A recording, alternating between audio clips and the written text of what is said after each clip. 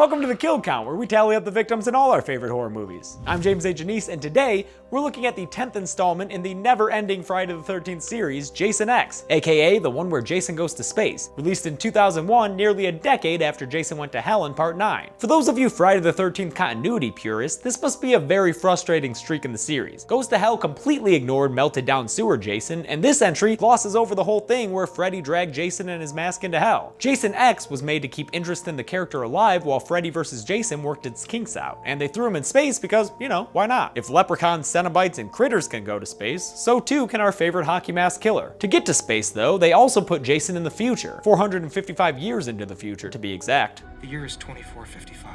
Where there's lots of cool early 2000s technology around for him to kill people with. Speaking of which, let's get to the kills. While most of the movie takes place in 2455, Jason X begins in the near future year of 2010. There, Jason is being held for study at the Crystal Lake Research Facility and being watched over by my good friend Leo Camacho. While our heroine Rowan wants to kill off Jason for good, a greedy scientist, played by David Cronenberg, intends to keep Jason alive because he's useful. His unique ability to regenerate lost and damaged tissue, and it cries out for more research. It's to no one's surprise when he goes to check on Jason and finds the corpse of Private Johnson instead, giving us our first kill 6 minutes in. Gotta love that name, Private Johnson. Really hope his first name was Richard. Get it? Like Dick? What follows is an action sequence in which Jason kills like 4 guys, I think? Let's see. He whacks one dude in the head, sure, that looks like it could kill him. Those helmets don't look all that thick, and Jason is a thrice over zombie by now. The next guy he grabs by the neck, and I think he uses him as a body shield, so I'll say grunt number 2 was choked and shot to death. Third grunt gets a chain wrapped around his neck, and while I think someone could survive that, if the humongoloid cook in Jason Takes Manhattan counts as a death, then I'll count this guy as dead too. And then the fourth guy there gets smacked in the face. Seems like no one else is in the room, so I'm assuming that this guy was the same dude that Jason threw the second soldier into. I'm not entirely sure, but in all honesty guys, it doesn't matter. It really doesn't. Cronenberg tries to run away, but gets a spear through the back instead. Truly now, the killer has become the killee. Or the killed, I guess. Killie isn't a word. The last victim in this fun little intro sequence is Sergeant Marcus. Once young and full of hope, now dead from being thrown against a wall. You used to be cool, Sarge. What happened to you, man? I'm sorry. Yeah, you should be. Jason chases Rowan into the basement, but she shoots him into the cryogenic freezing chamber, then slams the door and starts her up. But because the door is made of cardboard, he's able to stab her in the gut, spilling freeze stuff out into the room and freezing her alongside with him. Flash forward 4.5 centuries. A bunch of Star-Lords come in and find their frozen bodies. Turns out it's a group of students and their professor on a completely random excavation mission. Also turns out there are no Canadians in the future. What's a hockey mask? Facial armor. Used in a sport outlawed in 2024. One of the students, Azrael, is quite the little wiener, and he ends up knocking Jason over and getting his arm cut off, which would normally be a kill, but not in the future, where he gets it taken care of with some drugs. Drugs. The science team takes both bodies with them, leaving the desolate wasteland that Earth has become and getting back aboard their stupid-looking shuttle, which takes them up to their spaceship named Grendel in, what is that, a Beowulf reference? What are you doing, Jason X? Up there, we meet a whole plethora of people for Jason to kill, and nearly all of them have really fucking stupid names. In addition to the professor and Azrael, there's Sunarin, who seems like the nerd of nerds, mostly because he built a pretty android lady, KM, who he most definitely wants to bang. It isn't like that. Yeah, okay. There's also Sergeant Brodsky, leader of the military force on board, and probably the most badass character in the entire franchise. There's Adrian, the professor's star intern, and the 2 horny kids she's stuck supervising, Stony and Kinza. There's also Waylander, a student who's always down to help. Somebody get those clothes off her. No, I got it. Janessa, a student who's always down to be snarky. How does he function with a brain that small? Way manages. And a bunch of other people who Jason's definitely gonna wind up killing anyway, so who really cares? Before he can though, we've gotta do a lot of plot stuff. And honestly guys, for once, I didn't mind it. I'm not gonna say this is a great movie, but I may have had the most fun watching it. The actors buy into the self-aware, scream-like camp of the film, and there are some solid, funny bits. So what you look like? Skip and single.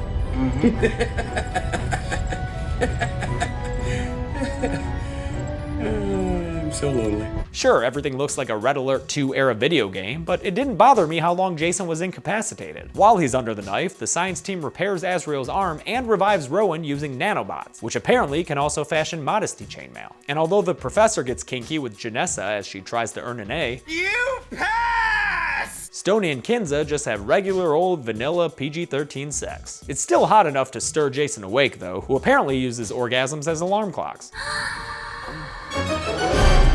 Jason gets right to work with one of the best kills of the series. Adrian has been doing science stuff on Jason, even feeling some sympathy for his horrible face. Oh, poor baby.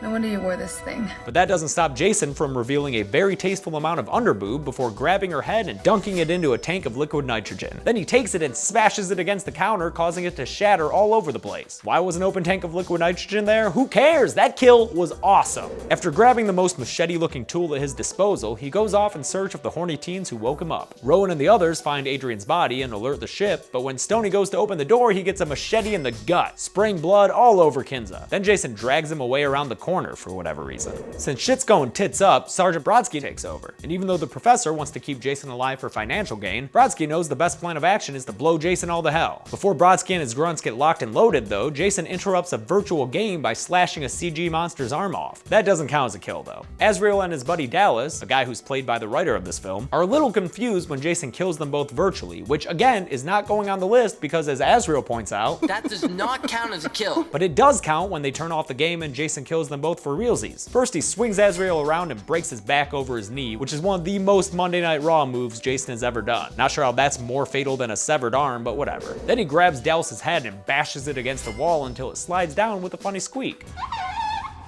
Now it's time for the grunts to get to work, and this is when the movie really turns into aliens. First, Jason goes to kill Crunch, the ship's engineer who looks like the biker dad of one of my friends in middle school. What up, Jim? The grunts show up and shoot the hell out of Jason, but he somehow gets away, so they have to go hunting for him. Naturally, this enables him to kill them off one by one. First up is Sven, who gets a Metal Gear Solid treatment from Jason, getting dragged into a dark corridor and his neck broken. Way to be stealthy, Jason. No other guards were alerted. Is that a thing from the game? I don't know. Next up is Condor, who's carrying a sweet-ass weapon in reference to Doom. Condor, you got a BFG? You're with me. He dodges Jason's machete swing and actually puts up a halfway decent fight, so Jason rewards him with one of the most memorable kills in the movie, throwing him onto a random giant floor screw. Why is that there? Which he then slides down in a hilarious fashion. His death is topped off with a groan-worthy pun. What's his condition? He's screwed. The next soldier to die, Gecko, backs into Jason and gets her throat slit. She stumbles out of the dark corners and passes out in front of another soldier, Kicker. Is this really what the writer thought future names would be like? Although I guess to be fair, there are a bunch of Khaleesi's running around nowadays. Kicker manages to shoot up Jason and subdue him with a hook long enough to get cocky over the radio. But Jason works himself free and slices him in half off screen, which is just fine because we get to see him crawl away. Or at least his upper half crawl away. I guess Kicker won't be doing any kicking no more, right? See, I can do this too. Where's my $1 million script option? Sergeant Brodsky finds the final grunt, Briggs, swinging from some weird ceiling spike chandelier thing. Honestly, that looks kind of relaxing if it wasn't for the whole impalement thing. Like, rich psychopaths probably use that thing as a form of meditation. Jason punches through a wall to grab Brodsky and stab him, but like he says, It's gonna take more than a poke in the ribs to put down this old dog. Jason obliges. Yeah, that ought to do it. But spoiler alert, he's not dead yet. I told you, Brodsky is badass, and he hasn't nearly reached full badassery yet. Just you wait. Back on this lame Star Wars prequel-looking bridge, the science nerds are all destitute since they've lost their muscle. Cowboy Captain Lou comes out of hyperdrive, as he says, and prepares to dock to the larger space station Solaris. But Jason kills him before he can stick the landing with an off-screen machete slash. Now, you don't want to get blood on your console like that, Jason. That's highly sensitive equipment there. Hope you got some canned air on you. Then, guys, I don't know what to do for the kill count, because the Grendel, which is apparently made of adamantium or something, just plows through this whole fucking space station and destroys it, blowing it to pieces. And that thing looked like a small city. So I can't do anything with the numbers, but just know that Jason was responsible for the death of like a whole colony of human beings, okay? Still, Jason's much more comfortable killing on a micro scale, so in no time at all, he breaches the bridge and takes out the loathsome professor with an off-screen death after a fun line full of naivete. You want your machete back? Shit, it's yours. Take it. Guys, it's okay. He just wanted his machete back. Whew. Yeah, Doc, what do you think he wanted his machete back for? What are machetes even used for? Clearing shrubbery? What's it gonna do, clear some space shrubs? The rest of the movie is a standard dwindling party situation, but most of the party is actually fun to watch. For instance, all you Sunar and KM shippers finally get your wish when they have a little man-on-android makeout sesh. And Sergeant Brodsky returns after Rowan finds him, and he's gonna bring so much badassery to this movie, I promise. Just wait. While you're waiting, enjoy some body parts. Crunch and Waylander sure do when they find Lou's arm and other assorted giblets strewn about the cockpit. cockpit. Crunch asks for seconds, so Jason gives him the professor's head, showing it off like a proud kid unveiling his science fair project. Then Jason kills Crunch by slamming him a bunch of times into electrical stuff. Classic Jason. Get rid of power and kill a person at the same time. He's so efficient. This whole situation ends up being a little too much for Kinza to handle, so she freaks out, locks everyone else out of the shuttle, and attempts to pilot it away on her own. The only problem? No, Kinza, no, the fuel lines are still attached! Oh, that's okay. I'm sure it won't affect things that... Oh, never mind. She blew up there. Gotta give more props to the Grendel's construction team though. That thing didn't even get scratched. What is that thing made out of? We're down to just a few survivors when Jason shows up again, so what happens now? Now basically we die. Not so fast, Janessa. Sonarin uses his nerd powers to make some upgrades to KM, and now that she looks like a kinky sex bot, she's ready to shoot the shit out of Jason. Oh, I'm sorry, she actually shoots the ever-living shit out of him. It's a delightful sequence of fembot kickassery, and Brodsky even jumps in for a hot second. It ends with KM literally blowing Jason to pieces one by one. It's really quite enjoyable, so just here. Yeah, watch it some more.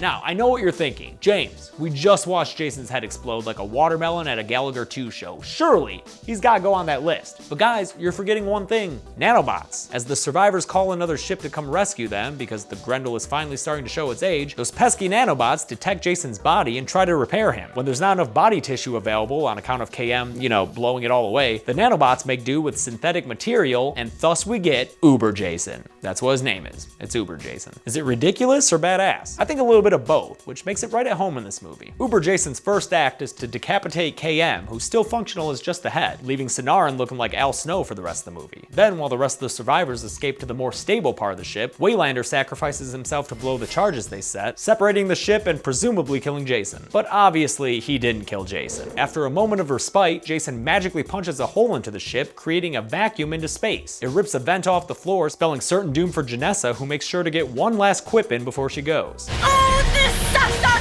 so many levels! She gets sucked against the grate, leaving only a few strands of Janessa meat behind. Actually, now that I look at it, that kind of looks like some bacon. The final 3.5 survivors escape into, what, another part of the ship, I guess? To wait for the rescue ship to show up and slip it to the Grendel. Brodsky goes out and does a spacewalk to fix some 2001 looking panel, and when Jason tracks everyone down, they slow him down by booting up the old VR machine and creating a virtual reality Camp Crystal Lake. The simulation even includes 2 bubbly AirSats campers interested in Jason's favorite things. You want a beer? Or do you want to smoke some pot? Or we can have premarital sex.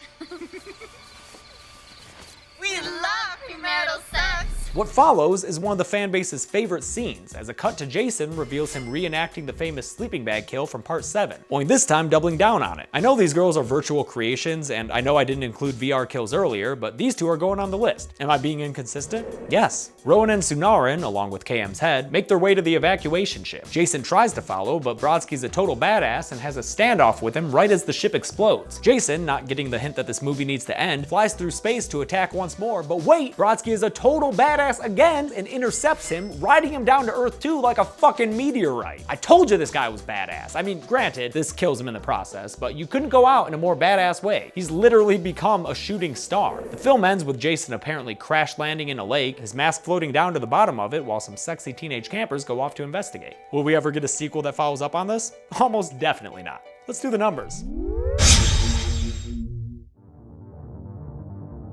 This one's another messy entry with all the VR kills and that entire fucking city exploding, but by my count, there were 25 kills in the movie. Only 7 of them were women, with 18 of them guys, meaning this movie's second only to Manhattan for the most imbalanced fic list. At 91 minutes long, we get a kill on average every 3.64 minutes, edging out Goes to Hell for the title of most frequent kills in the series. A lot of fun kills in this movie, but the golden chainsaw definitely goes to Adrian for the frozen face smash. I don't care that Mythbusters said it wasn't possible, neither is using nanobots to create an Uber Jason. It was still awesome. I'll give lamest kill collectively to that group of grunts in the beginning. Honestly, not even sure if most of them should be dead, but the internet says they are, so what do I know? And that's it! Released in 2001, Jason X is a ridiculous movie, but it's very comfortable being a ridiculous movie, and that's why I enjoy it, which I understand is a controversial opinion.